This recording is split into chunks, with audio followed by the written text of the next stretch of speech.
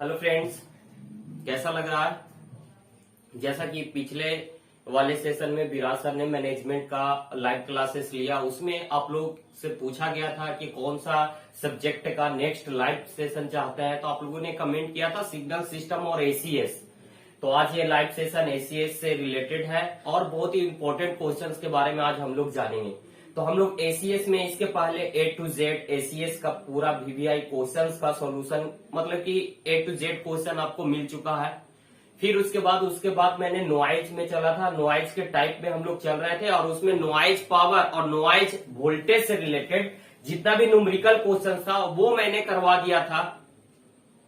और उसके बाद जो हमारा टाइप है नॉइज के और अदर टाइप जो थे वो हमारा बचा हुआ था। तो आज वो होगा नॉइज का अदर टाइप और उसके बाद नॉइज फिगर की बात करेंगे और उससे रिलेटेड न्यूमेरिकल क्वेश्चंस की बात करेंगे। तो मैं एक बार आप लोगों से कहना चाहता हूं कि आप लोग इस सेशन को अपने फ्रेंड सर्किल में शेयर कर दीजिए ताकि वो इसका लाभ उठा सके। और चलिए हम लोग स्टार्ट करते हैं, ज्यादा समय बर्बाद न करते हुए हम लोग टू द पॉइंट आते हैं। ये आपका सब्जेक्ट है एडवांस कम्युनिकेशन सिस्टम। यहाँ से हमेशा नॉइज से रिलेटेड न्यूमेरिकल क्वेश्चन पूछे जाते हैं और थ्योरी क्वेश्चन भी पूछे जाते हैं। 4 नंबर में भी न्यूमेरिकल क्वेश्चंस आते हैं, थ्योरी क्वेश्चंस आते हैं और 6 नंबर में भी न्यूमेरिकल क्वेश्चंस बनते हैं नॉइज फिगर और नॉइज पावर और नॉइज वोल्टेज से रिलेटेड। तो अभी जितना सारा चीज मैंने पीछे बताया कि ये सारा चीज मैंने बता रखा है, तो जिन्होंने देखा है वो एक बार फिर से इसको देख करके रिवीजन जरूर कर लेंगे और जिन्होंने नहीं देखा है वो देख लेंगे। उसका लिंक आपको इस वीडियो के डिस्क्रिप्शन में लाइव सेशन लास्ट होने के बाद डाल दिया जाएगा, उससे आप देख सकते हैं। तो चलिए हम लोग इसके पहले पढ़े थे थर्मल नॉइज। थर्मल नॉइज को ही हम लोग जॉनसन नॉइज के नाम से जान रहे थे, उसी को हम लोग व्हाइट नॉइज के नाम से जान रहे थे। तो उस थर्मल नॉइज को थर्मल एजिटेशन नॉइज भी कह रहे थे और उसमें उत्पन्न होने वाले नॉइज वोल्टेज और नॉइज पावर के बारे में हम लोगों ने देखा था। तो नॉइज पावर का जो फॉर्मूला था Pn बराबर था KTB। ये था क्या? नॉइज पावर का वोल्टेज। इससे रिलेटेड बहुत सारे न्यूमेरिकल क्वेश्चंस थे, जिसमें से एक दो न्यूमेरिकल क्वेश्चंस मैंने उस वीडियो में करवाया था और एक था नॉइज वोल्टेज। नॉइज वोल्टेज बराबर √4KTBR, ये था फॉर्मूला। इससे रिलेटेड मैंने क्वेश्चंस करवाया था और ये फॉर्मूला प्रूव करने के लिए 6 नंबर में पूछा जाता है। इसको भी मैंने प्रूव करने के लिए भी बताया था पिछले वाले सेशन में, लाइव सेशन में। तो जो भी स्टूडेंट इसको देख लिए हैं इसको रिवीजन जरूर कीजिएगा, क्योंकि यहाँ से क्वेश्चंस बनते हैं और 100% बनते हैं और इस बार भी बनेंगे। इस बार एसीएस में प्रायोरिटी ज्यादा है कि न्यूमेरिकल क्वेश्चंस आएगा, क्योंकि पिछले सेमेस्टर में 5th सेमेस्टर में रेडियो एंड टेलीकम्युनिकेशन में न्यूमेरिकल क्वेश्चंस नहीं पूछे गए थे।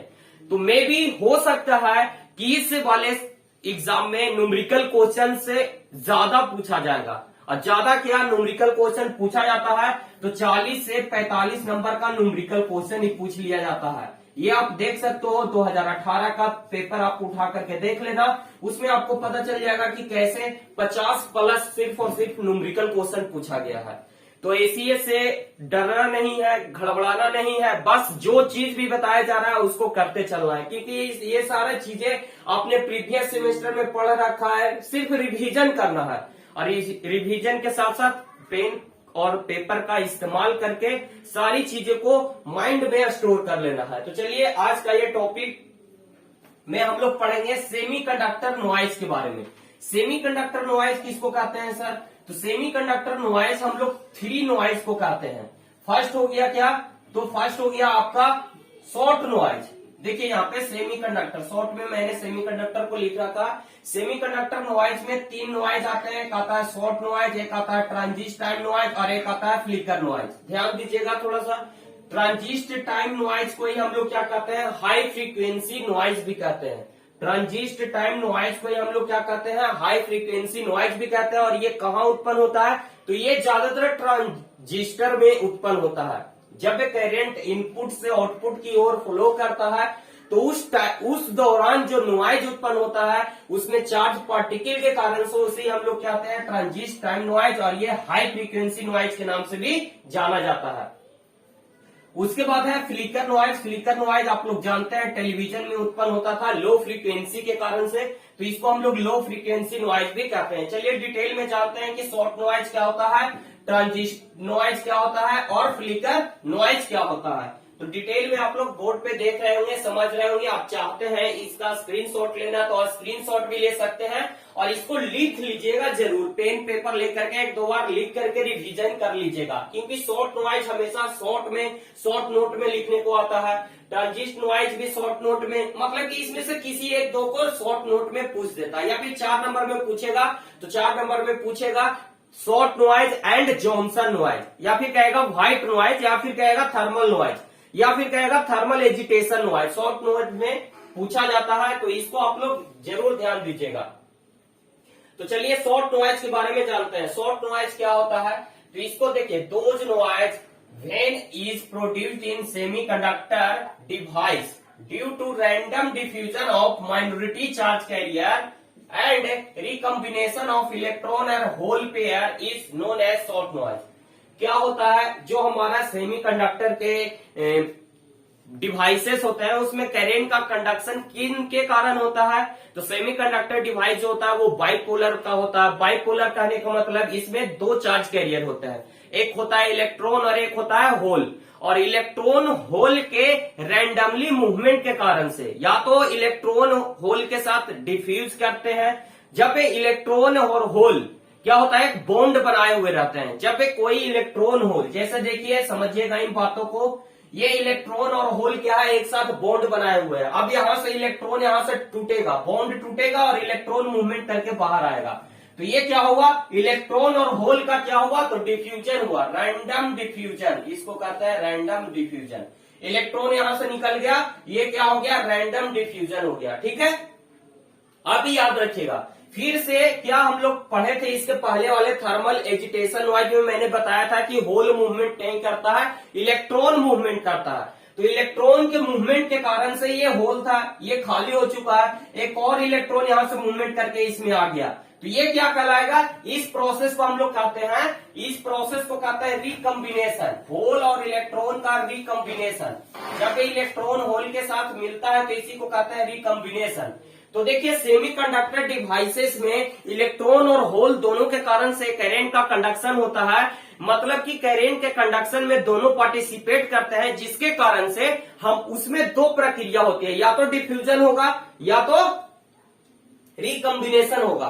तो डिफ्यूजन के कारण से और रिकम्बिनेशन के कारण से जो नॉइज, जब एक दूसरे से वो मिलते हैं तब जो नॉइज उत्पन्न होता है, जब एक दूसरे से अलग होते हैं तब जो नॉइज उत्पन्न होता है, उसी नॉइज को हम लोग क्या कहते हैं, शॉर्ट नॉइज कहते हैं। उसी नॉइज को क्या कहते हैं, शॉर्ट नॉइज कहते हैं। आप लोग को समझ में आ रहा होगा, आप लोग कमेंट करके बताइए आप लोग को समझ में आ रहा है कि नहीं।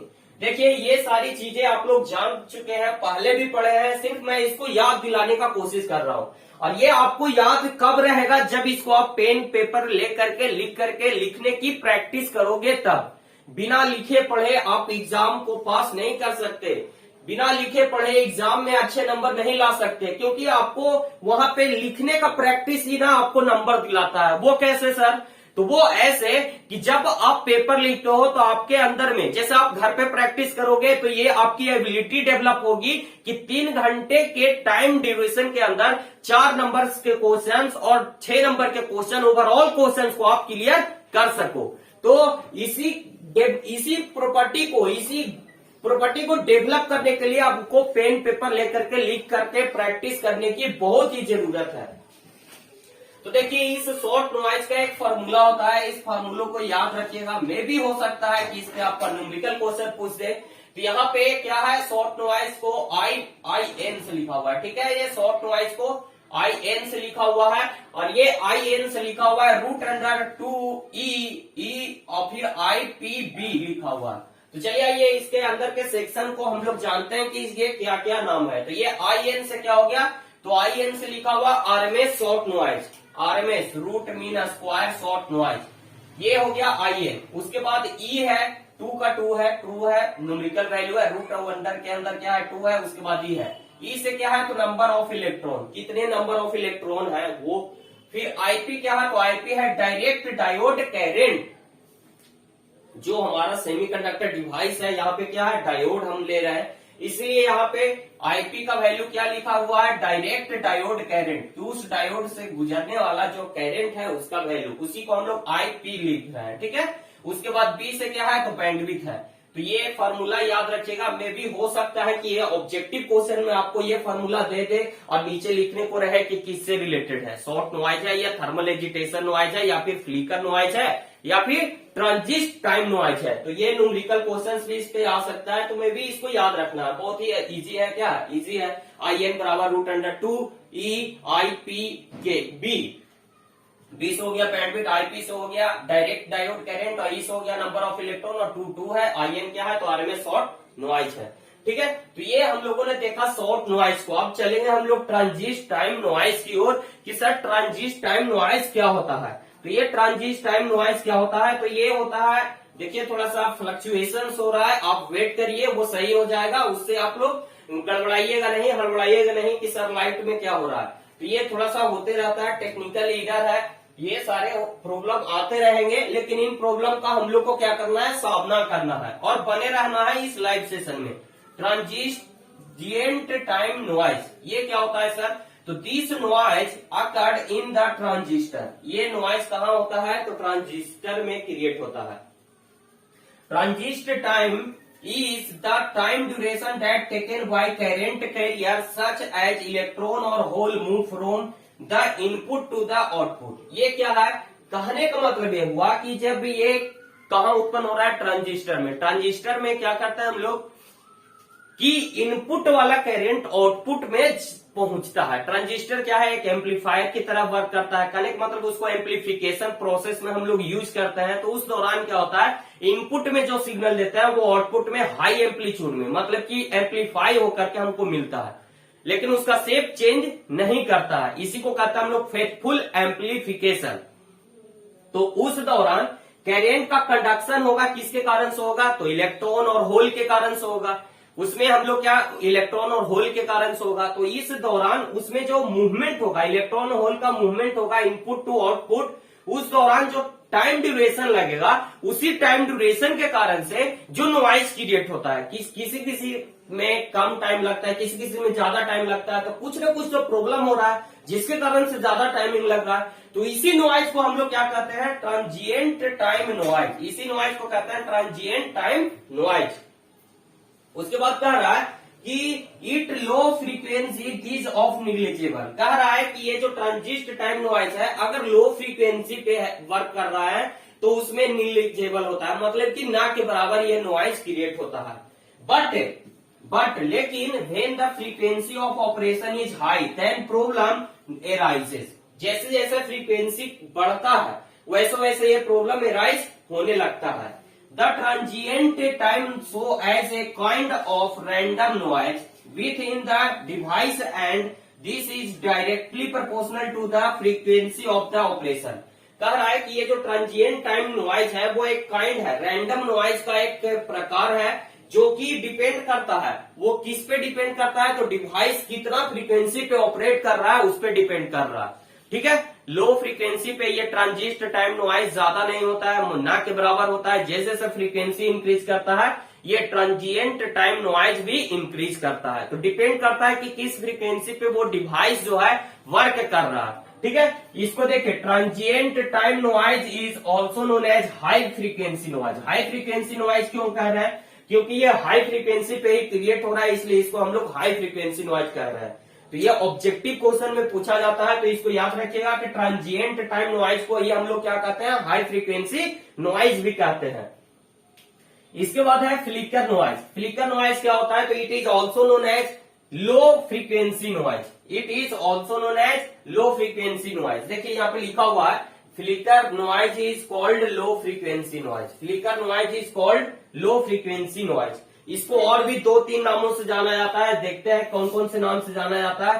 तो flicker noise is also known as modulation noise. Modulation noise, ये सारा नाम याद रखिएगा, हमेशा कंफ्यूजन होता है। फ्लिकर नॉइज ना पूछ करके पूछ देगा मॉड्यूलेशन नॉइज, या फिर पूछ देगा पिंक नॉइज। स्टूडेंट गड़बड़ा जाएंगे, स्टूडेंट गड़बड़ा जाएंगे। आप क्या अच्छे अच्छे के दांत खट्टे हो जाते हैं इन सारे नामों को सुन करके। तो ये फ्लिकर नॉइज को ही मॉड्यूलेशन नॉइज, मॉड्यूलेशन नॉइज को ही पिंक नॉइज को ही फ्लिकर नॉइज भी कहते हैं, समझ रहे हैं। और ये क्या प्रोपोर्शनल होता है, तो this noise is inversely proportional to the frequency, ये इनवर्सली प्रोपोर्शनल होता है। कहने का मतलब फ्लिकर नॉइज बराबर 1/f होता है। ये हो गया आपका फॉर्मूला, फ्लिकर नॉइज बराबर 1/f, ठीक है। ये इनवर्सली प्रोपोर्शनल होता है किसके, फ्रीक्वेंसी के। इसको हम लोग एक और नाम से जानते हैं, वो एक और नाम क्या है, तो लो फ्रीक्वेंसी नॉइज भी इसको कहते हैं। और ये फ्लिकर नॉइज कहां पे क्रिएट होता है, तो टेलीविजन सिस्टम, जब आप 5th सेमेस्टर में टेलीविजन इंजीनियरिंग पढ़े होंगे तो मैंने बताया होगा फ्लिकर नॉइज के बारे में। तो ये है टेलीविजन में ये क्रिएट होता है। कह रहा है कि hence for the frequency above 500 hertz, कह रहा है कि जब फ्रीक्वेंसी का वैल्यू 500 हर्ट्ज से एबव हो जाता है तो this noise does not create seriously problem, तब इसका प्रॉब्लम नहीं क्रिएट होता है। क्यों, क्योंकि हम लोग जानते हैं कि ये जो फ्लिकर नॉइज है वो लो फ्रीक्वेंसी नॉइज है। कहने का मतलब फ्रीक्वेंसी लो रहता है तभी ये नॉइज क्रिएट होता है। उसके बाद लास्ट है क्या, पार्टीशन नॉइज। पार्टीशन नॉइज क्या होता है, तो partition noise is generated in A circuit, जब किसी सर्किट में करंट का डिवीजन होता है, जब किसी सर्किट में करंट का डिवीजन होता है तो इसको हम लोग क्या कहते हैं, पार्टीशन नॉइज कहते हैं। इसी को हम लोग क्या कहते हैं, partition noise is generated in A circuit when current has divided 2 और मोर पार्ट, 2 से अधिक पार्ट में जब करंट का डिवीजन होता है तो उसी को हम लोग क्या कहते हैं, पार्टीशन नॉइज कहते हैं। तो सर आ जाइए, हेलो सर।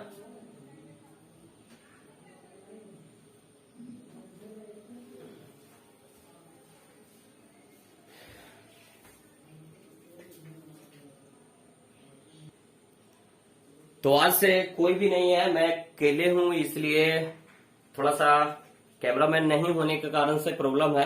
तो चलिए हम लोग दूसरे बोर्ड की ओर चलते हैं। ये हम लोगों ने अभी तक जितना कुछ भी पढ़ा वो क्या था, इंटरनल नॉइज का टाइप था। थर्मल नॉइज भी इंटरनल नॉइज का टाइप था। ये क्या था, इंटरनल नॉइज। इंटरनल नॉइज किसको कहते हैं, इंटरनल नॉइज उस नॉइज को कहते हैं जो हमारे कम्युनिकेशन सिस्टम के अंदर क्रिएट होता है।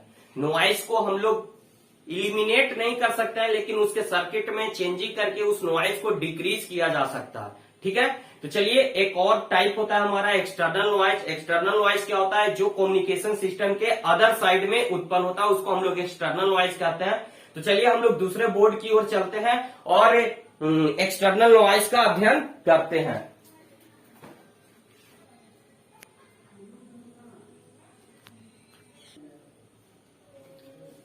तो चलिए आइए, हम लोग आ चुके हैं अब दूसरे बोर्ड की ओर। यहाँ पे हम लोग क्या पढ़ेंगे, तो एक्सटर्नल नॉइज के बारे में। एक्सटर्नल नॉइज क्या होता है, the noise created in other side of communication system, मतलब कि कम्युनिकेशन सिस्टम के बाहर में जो नॉइज क्रिएट होता है उसको हम लोग क्या कहते हैं, एक्सटर्नल नॉइज कहते हैं।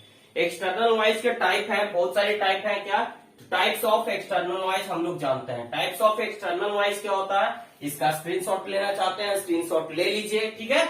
ये एक्सटर्नल नॉइज का टाइप क्या है, तो एक है एटमॉस्फेरिक नॉइज। एटमॉस्फेरिक नॉइज ये क्या है, एटमॉस्फेरिक नॉइज एक हो गया एक्स्ट्रा टेरेस्ट्रियल नॉइज और एक हो गया मैनमेड नॉइज। ये 3 टाइप है क्या, एक्सटर्नल नॉइज के।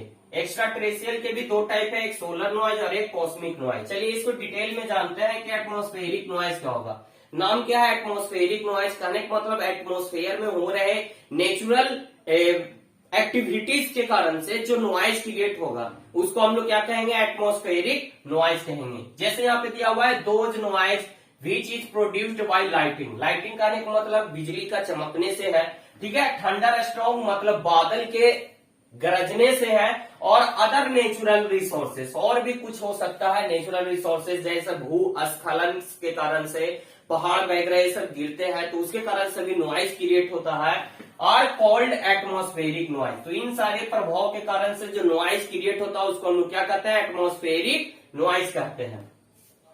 उसके बाद है एक्स्ट्रा टेरेस्ट्रियल नॉइज। ये क्या होता है, तो those noise which is produced as sun and stars in the form of radiation and extremely high temperature is known as extraterrestrial noise। जब ये सन और स्टार्स के रेडिएशन के कारण से या फिर उसके हाई टेम्परेचर के कारण से जो नॉइज क्रिएट होता है उसको हम लोग क्या कहते हैं, एक्स्ट्रा टेरेस्ट्रियल नॉइज। और इसी को हम लोग क्या कहते हैं, इसके 2 टाइप है। इसके कितने टाइप है, 2 टाइप है, एक सोलर नॉइज और एक कॉस्मिक नॉइज। जब सोलर नॉइज किसको कहेंगे, जब सन के रेडिएशन के कारण से होगा, जब सन के रेडिएशन के कारण से होगा, सन के रेडिएशन के कारण से होगा और इसके साथ साथ इसके हाई टेम्परेचर के कारण से जो नॉइज क्रिएट होगा उसको हम लोग कहेंगे सोलर नॉइज। कॉस्मिक नॉइज किसको कहेंगे, तो जो स्टार्स के रेडिएशन के कारण से होगा, जो स्टार्स के रेडिएशन के कारण से होगा, उसके हाई टेम्परेचर के कारण से होगा, उसको हम लोग क्या कहेंगे, कॉस्मिक नॉइज कहेंगे। एक है क्या, man made noise. Man made noise, man के द्वारा, मैन मेड कहने का मतलब मानव निर्मित नॉइज। मानव ने इस युग में क्या है, औद्योगिक के युग में बहुत सारे ऐसे इंडस्ट्री डेवलप किए हैं। इंडस्ट्री के साथ साथ कुछ ऐसे क्या कर सकते हैं, जैसे एयरक्राफ्ट कर सकते हैं, ऑटोमोबाइल सेक्टर में बहुत सारे है, ये सारे डेवलप किए हैं, जो कि है क्या करते हैं, नॉइज जनरेट करते हैं। तो मानव निर्मित जो भी इंडस्ट्रीज है या फिर जो ऑटोमोबाइल सेक्टर है या फिर एयरक्राफ्ट है, इन सबू से जो नॉइज क्रिएट होता है उसको हम लोग क्या कहते हैं, मैन मेड नॉइज के नाम से जानते हैं। It is also known as industrial noise, जिसको हम लोग इंडस्ट्रियल नॉइज से भी नाम से जानते हैं, due to produced by industries. क्यों, क्योंकि ये इंडस्ट्रीज के द्वारा प्रोड्यूस्ड होती है। Such as noise which is produced by automobile and aircraft ignition, electrical motor, high voltage transmission line, also known as industrial noise.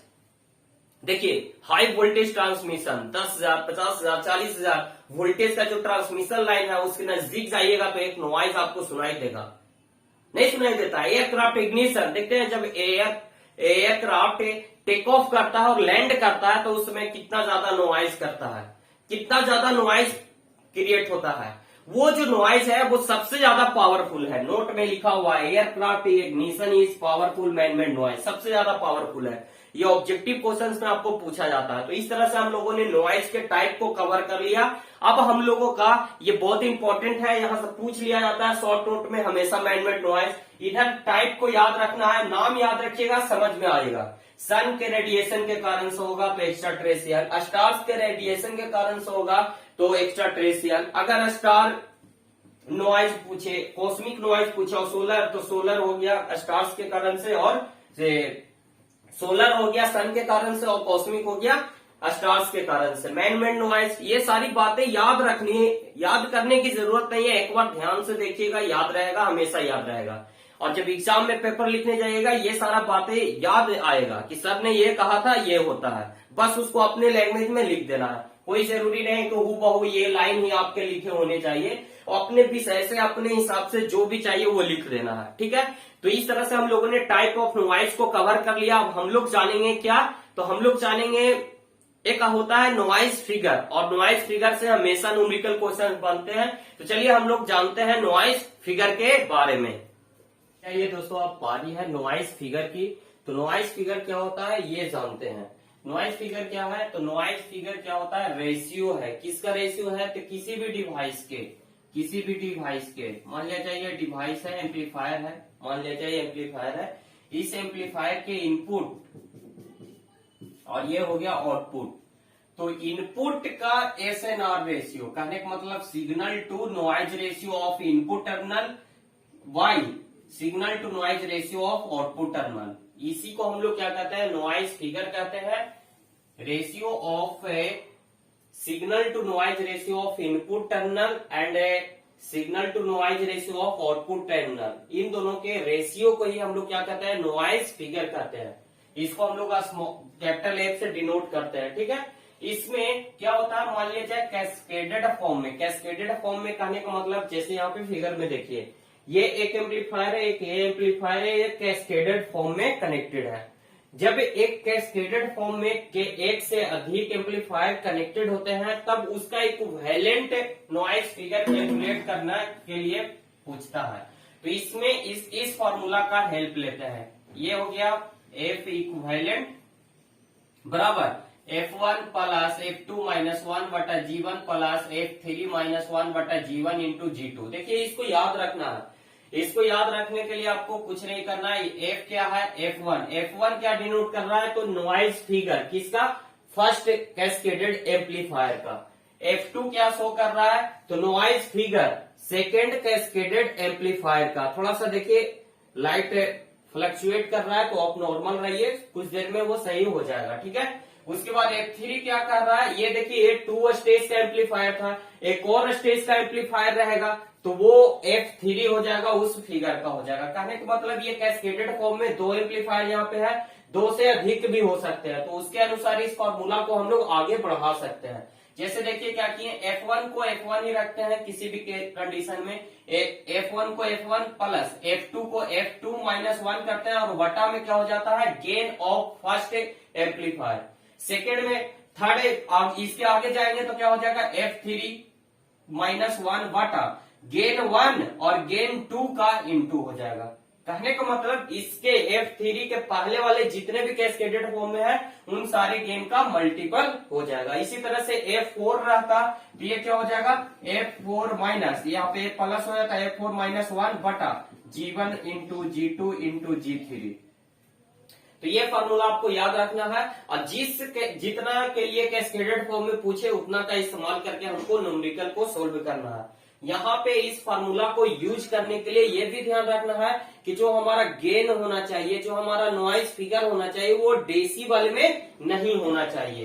देखिए इसमें नोट पॉइंट में इस बात को ध्यान देना है कि इसमें जो नॉइज फिगर होना चाहिए, जो गेन होना चाहिए वो डीबी के फॉर्म में नहीं होना चाहिए। अगर डीबी के फॉर्म में दिया हुआ है तो उसको एंटी लॉग करके उसको आगे नॉर्मल वैल्यू में कैलकुलेट कर लेते हैं। तो चलिए इससे एक बहुत ही इंपॉर्टेंट क्वेश्चन है जो कि आप लोग को 6 मार्क्स में पूछा जाता है, तो इसका आज हम लोग सॉल्यूशन करेंगे। उसके पहले मैंने पिछले वाले लेक्चर सीरीज में थर्मल नॉइज वोल्टेज में बताया था, नॉइज वोल्टेज और नॉइज पावर के फॉर्मूला पे आपको फॉर्मूला पे बताया था, जिसमें से एक न्यूमेरिकल था ये वाला। तो ये वाला मैंने सोल्व करा दिया था, लेकिन फिर से एक बार मैं इसको बता रहा हूं, आप ध्यान दीजिएगा। इसके पिछले वाले वीडियो में मैंने सोल्व कराया है, लाइव सेशन में सोल्व कराया है, वो आपको रिकॉर्डेड वीडियो के फॉर्म में यूट्यूब चैनल पे अपलोड है, उसको आप लोग जरूर रिवीजन कीजिएगा। एक बार फिर से मैं इसको बता दे रहा हूं क्या दिया हुआ है। कह रहा है कि what is the equivalent noise resistance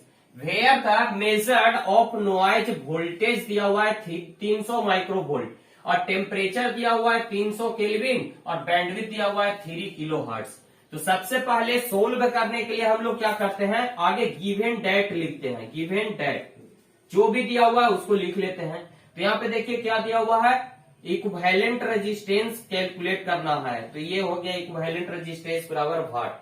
दिया हुआ क्या है, तो टेम्परेचर दिया हुआ है, तो टेम्परेचर दिया हुआ है 300 केल्विन, बैंडविड्थ दिया हुआ है 3 किलो हर्ट्ज बराबर क्या हो जाएगा 3 into 10 to power cube hertz. ठीक है, किलो को हम लोग 10 टू पावर क्यू लिख दिए। फिर उसके बाद दिया हुआ है वोल्टेज, नॉइज वोल्टेज Vn दिया हुआ है 300 माइक्रो वोल्ट। इसको कैलकुलेट करेंगे तो 300 इंटू माइक्रो मीन्स होता है 10 टू पावर -6। ठीक है, ये हो गया वोल्ट। अब हमको आर इक्विवेलेंट निकालना है। यहाँ पे नॉइज वोल्टेज दिया हुआ है दोस्तों, बैंडविड्थ दिया हुआ है, टी का वैल्यू दिया हुआ है।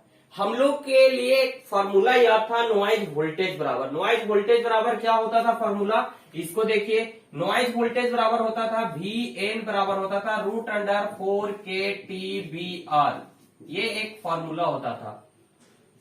तो यहाँ पे Vn बराबर कितना दिया हुआ है, तो 300 इंटू 10 टू पावर -6 वोल्ट, √4 का 4 रहने दीजिए। K का वैल्यू हम लोग जानते हैं दोस्तों, K क्या है, बोल्ट्जमान कांस्टेंट है, इसका वैल्यू होता है 1.38 इंटू 10 टू पावर -27 केल्विन पर जूल।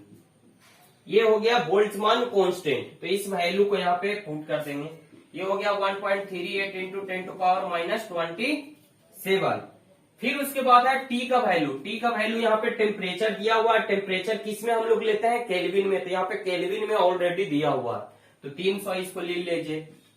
बैंडविड्थ दिया हुआ है, बैंडविड्थ यहाँ पे दिया हुआ है 3 किलोहर्ट्ज, तो 3 इंटू 10 टू पावर क्यू लिख लेते हैं। और आर इक्विवेलेंट हमको पता करना है, आर इक्विवेलेंट नहीं दिया हुआ, आर इक्विवेलेंट हमको पता करना है।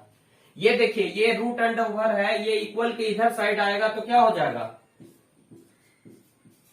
ये रूट के इधर साइड आएगा तो क्या हो जाएगा, स्क्वायर हो जाएगा, ये आ जाएगा स्क्वायर, बराबर हो जाएगा इधर 4 इंटू 1.38 इंटू 10⁻27 10⁻27 और थोड़ा सा यहाँ पे कंफ्यूजन हो रहा है, 27 होता है या 23 होता है शायद, नहीं, एक मिनट,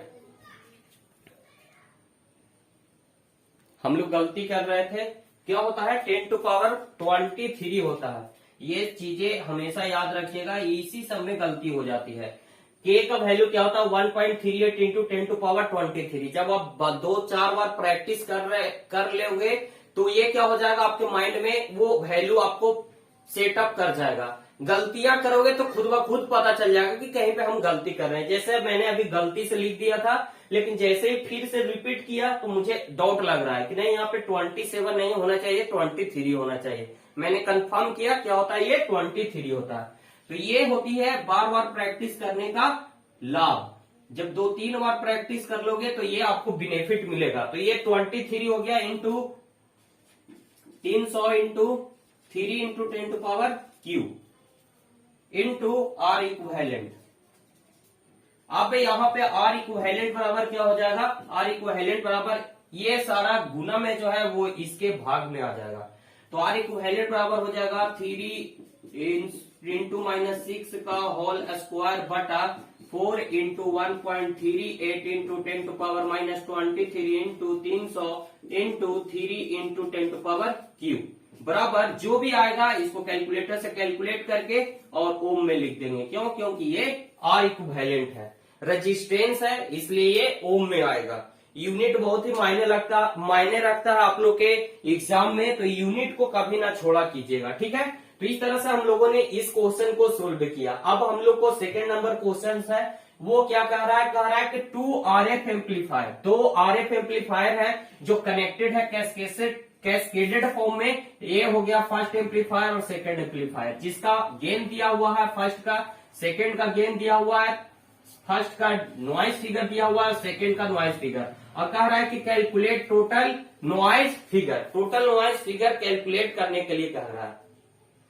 तो चलिए आइए इसको सोल्व करते हैं। कैसे इसको सोल्व करते हैं ये देखिएगा ध्यान से। ये क्वेश्चंस का स्क्रीनशॉट लेना चाहते हैं तो ले लीजिए। ये रिपीटेड क्वेश्चन है, 2019 में पूछा हुआ है। ये क्वेश्चन भी 2019 में ही पूछा हुआ है शायद। ये दोनों क्वेश्चन हमेशा पूछे जाते हैं, तो इसको आप लोग को आना चाहिए। न्यूमेरिकल क्वेश्चंस बनाने से आपको फुल मार्क्स मिलता है, तो उस पर ज्यादा फोकस कीजिए। और इसीलिए कहा जाता है कि एसीएस में 70 में 60-65 स्कोर आराम से आ सकता है, क्योंकि न्यूमेरिकल होने की वजह से या फिर प्रूव करने वाला इक्वेशंस होने की वजह से इसमें फुल के फुल मार्क्स मिल जाते हैं।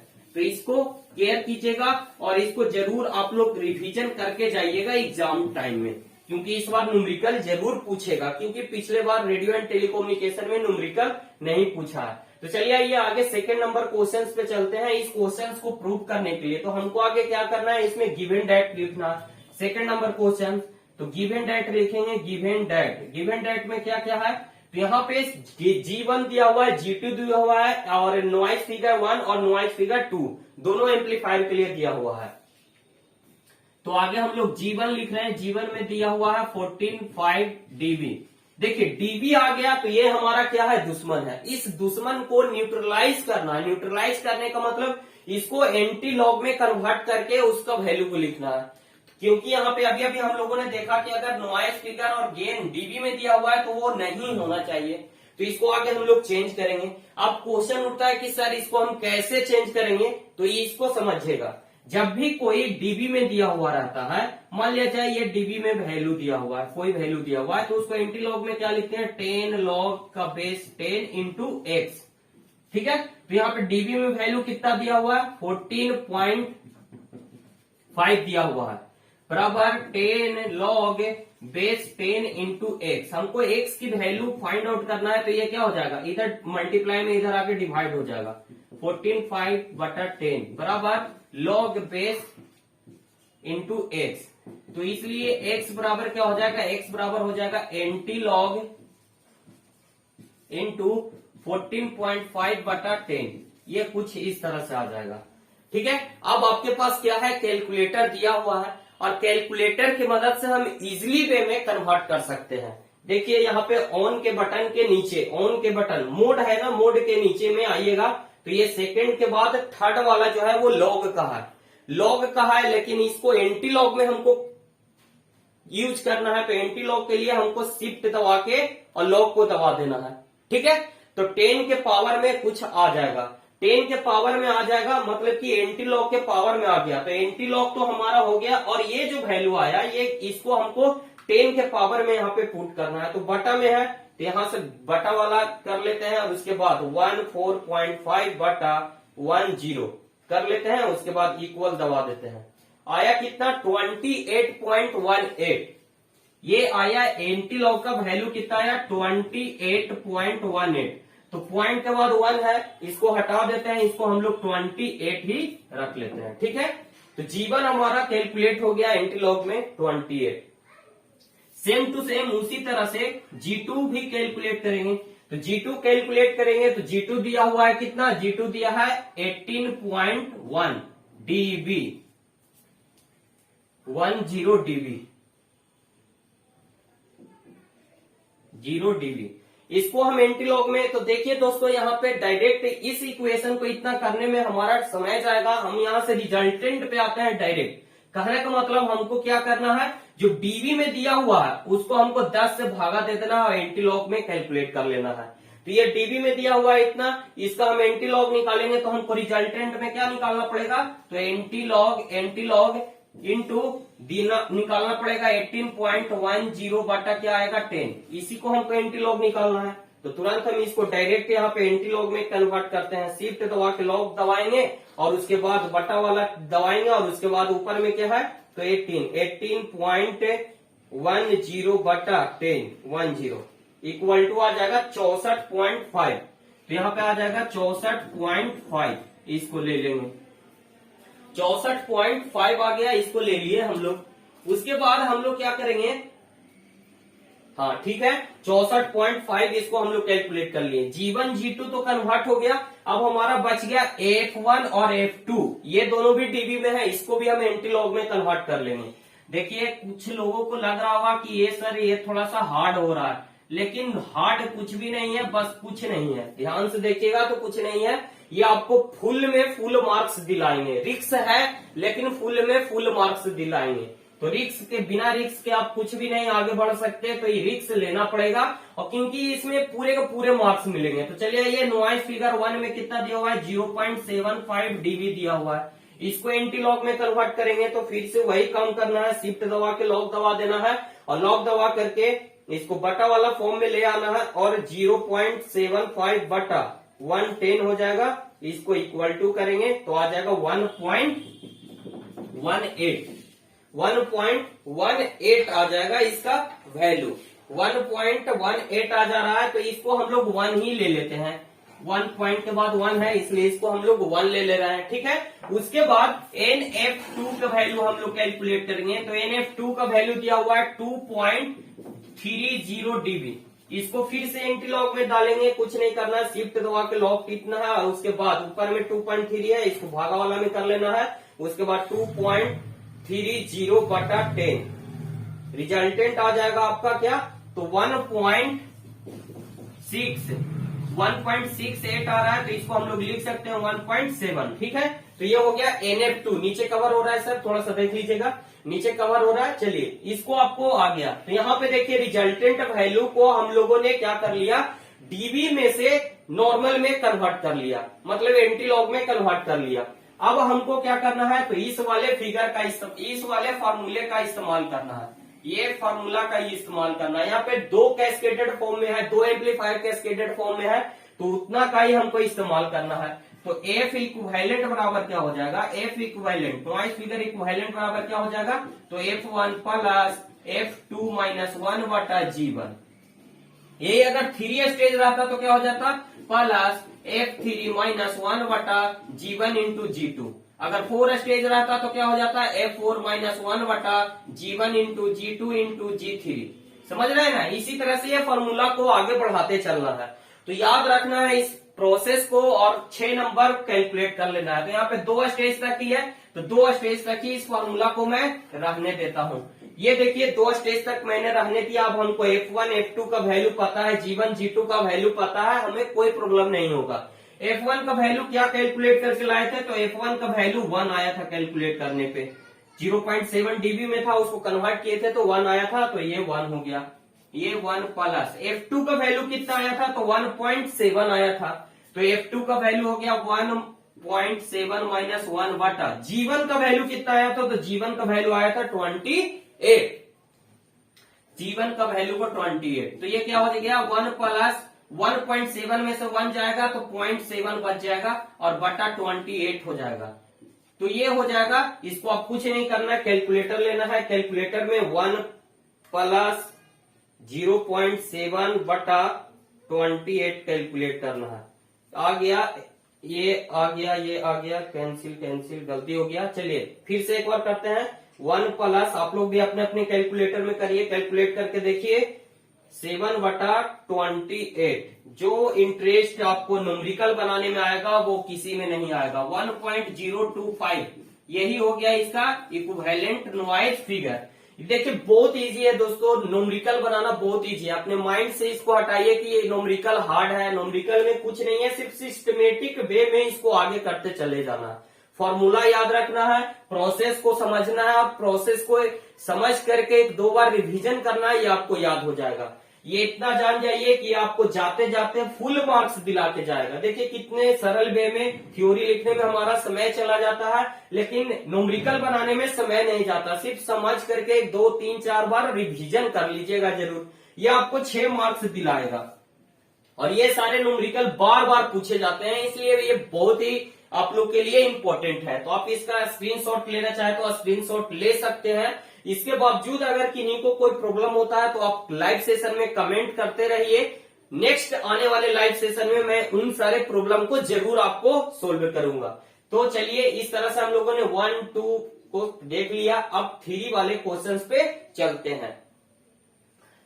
3 नंबर क्वेश्चन नॉइज फिगर से ही है, कह रहा है कि calculate the overall noise figure 3 stage. देखिए अभी 2 स्टेज था, अब की 3 स्टेज कह रहा है amplifier, each stage of having power gain, power gain दिया हुआ है कितना 10 डीबी, 10 डीबी दिया हुआ है, और नॉइज फिगर दिया हुआ है 6 डीबी।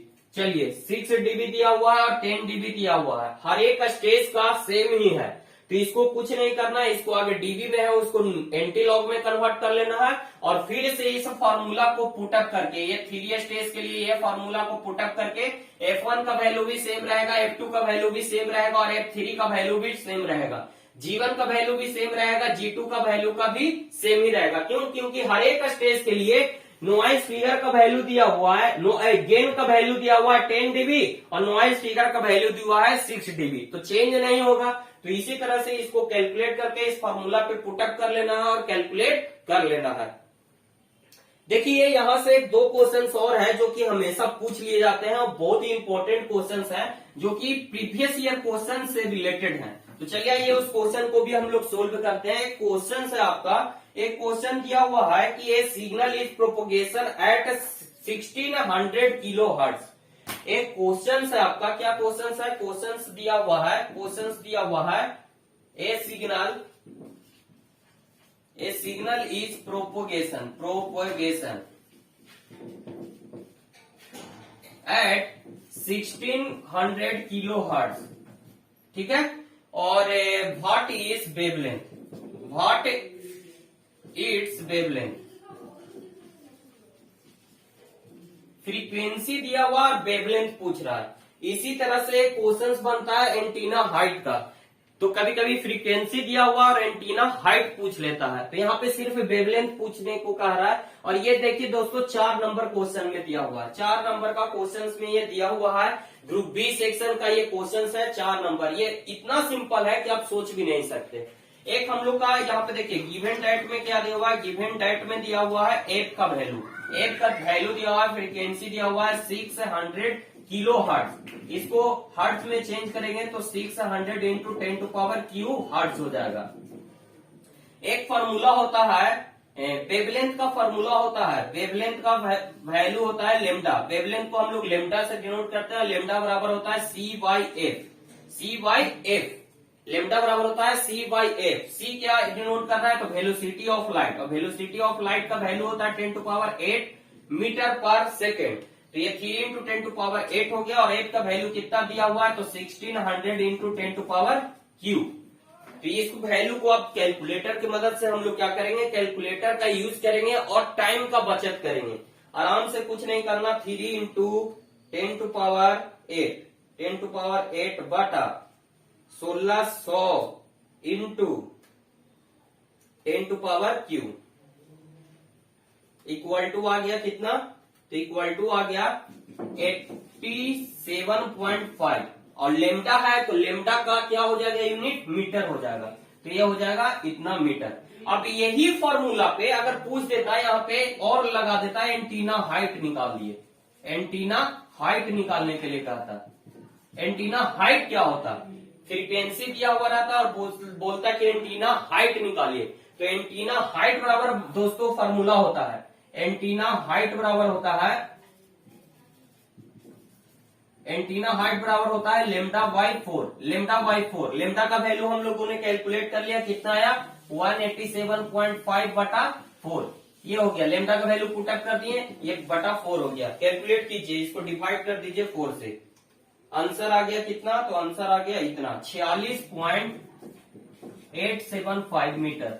तो इस तरह से दोस्तों ये प्रीवियस ईयर के कुछ क्वेश्चंस थे, न्यूमेरिकल क्वेश्चंस थे, जो कि आपके लिए बहुत इंपॉर्टेंट है, चाहे वो नॉइज से रिलेटेड हो, या फिर नॉइज फिगर से रिलेटेड हो, नॉइज वोल्टेज से रिलेटेड हो, या नॉइज पावर से रिलेटेड हो। जितने सारे भी न्यूमेरिकल है, या फिर ये देखिए एंटीना हाइट से रिलेटेड इस तरह के क्वेश्चन पूछ लिए जाते हैं। नहीं तो 4 नंबर में सिंपल वे में पूछ देगा क्या, कि वेवलेंथ निकालिए, फ्रीक्वेंसी दे करके वेवलेंथ निकालने के लिए पूछ देता है। तो ये क्वेश्चंस बहुत ही इजी होते हैं, न्यूमेरिकल क्वेश्चंस 6 नंबर के 4 मार्क्स के, ये न्यूमेरिकल क्वेश्चंस बहुत इजी होते हैं। कहने का मतलब ये हुआ कि मैं आप लोग को यही बताना चाह रहा हूं कि न्यूमेरिकल क्वेश्चंस पे फोकस कीजिए और नंबर को इंक्रीज कीजिए। 70 नंबर में 65 प्लस स्कोर कीजिए। तो न्यूमेरिकल क्वेश्चंस को जरूर आप लोग का सही तरह से प्रिपरेशन कर रहे होंगे, ताकि आपके नंबर इंक्रीज हो सके। अपने आप पे विश्वास रखिए और रिस्क लीजिए, और इन सारे न्यूमेरिकल को सोल्व कीजिए। बार बार 1-2 बार सोल्व कीजिएगा ना दोस्तों, 2-3 बार सोल्व कीजिएगा, आपके मन में एक कंफर्म हो जाएगा कि ये क्वेश्चन आएगा तो बना देंगे। क्योंकि मैथ है, ये मैथ को बार बार रिवीजन करना पड़ता है। जितनी बार रिवीजन कीजिएगा उतने फास्ट आप कैलकुलेशन कीजिएगा। सिर्फ कैलकुलेशन करते समय अपने आप को थोड़ा सा शांत रखना है, ज्यादा उत्सुकता में, ज्यादा मतलब कि हड़बड़ में गड़बड़ी नहीं करना है, बाकी तो रिजल्ट आपका आ ही जाएगा। तो ओवरऑल आप लोगों ने इस सेशन में नॉइज से रिलेटेड बहुत सारे क्वेश्चंस देखे, नॉइज के टाइप में, और नॉइज फिगर के न्यूमेरिकल, नॉइज वोल्टेज और नॉइज पावर के न्यूमेरिकल इसके पहले वाले सेशन में हम लोगों ने देखा था। और जितने भी हमने अभी इससे पहले एडवांस कम्युनिकेशन में पढ़ा है, जो सारा कुछ आपके रिकॉर्डेड वीडियो में अपलोड है यूट्यूब पे, तो उसको रिवीजन करते चलिए। एडवांस कम्युनिकेशन का एरिया थोड़ा सा बड़ा है। फिर से एक बार मैं कहता हूं कि एडवांस कम्युनिकेशन में माइक्रोवेव से भी क्वेश्चन पूछ लिया जाता है। तो एडवांस कम्युनिकेशन के एग्जाम देने से पहले, जाने से पहले माइक्रोवेव के उन सारे क्वेश्चंस को 1 बार 2 बार देख लीजिएगा, ताकि अगर पूछ दिया जाता है तो वो आप सोल्व कर सको। तो इस तरह से आज का सेशन यहीं पे समाप्त करता हूं। जाते जाते आप लोगों से कहना चाहता हूं कि आप लोग कौन कौन से कॉलेज से है ज्वाइन, वो कमेंट कर दीजिए। और आप लोग को ये सेशन कैसा लगा ये जरूर कमेंट कर दीजिए, और ये आप लोग के लिए कितना हेल्पफुल है वो भी बता दीजिए। और ये भी बता दीजिए कि आने वाले सेशन में आपको किस सब्जेक्ट का सेशन चाहिए, आने वाले सेशन में किस सब्जेक्ट का सेशन चाहिए, या फिर एसीएस से ही रिलेटेड कोई वैसा टॉपिक है जो आपको नहीं समझ में आता, तो वो आप कमेंट करके बता दीजिए, ताकि मैं नेक्स्ट सेशन में उसका सोल्यूशन करवा दूं। और जितना भी A to Z VVI questions मिला है उतना बना लीजिए। अभी इधर उधर जाने की कोई जरूरी नहीं है, इधर उधर कुछ भी अलग सीखने की जरूरत नहीं है। जो दिया गया है उतना आप लोग कंप्लीट कीजिए, चाहे वो कोई भी सब्जेक्ट हो। जो भी दिया गया है एग्जाम के पहले, एग्जाम सेशन से रिलेटेड जो भी आपके लिए क्वेश्चंस दिए गए हैं वही आपके VVI हैं, वही क्वेश्चन सेम टू सेम पूछे जाएंगे, सेम न्यूमेरिकल वैल्यू के साथ। बार बार मैं रिपीट करता हूं कि न्यूमेरिकल क्वेश्चंस में 4th सेमेस्टर से FMAM का जो न्यूमेरिकल है भिक्के मेहता बुक से, उसमें से क्वेश्चंस बार बार सेम टू सेम वैल्यू के रिपीट होते हैं। आप लोग भिक्के मेहता में मॉड्यूलेशन डिमॉड्यूलेशन चैप्टर में जाकर के वो सारे क्वेश्चंस 1-2 बार रिपीट कर लीजिएगा। उसका वीडियो का लिंक भी है, जो कि आप लोग को पता है। बार बार मैं एक बात दोहरा रहा हूं, आप लोग को सब कुछ पता है, सब कुछ अवेलेबल है इस यूट्यूब चैनल पे, आप लोग सिर्फ रिवीजन करना है। तो चलिए नेक्स्ट सेशन में मिलेंगे नेक्स्ट अपडेट के साथ, तो बने रहिए द पॉलिटेक्निक क्लासेस के साथ।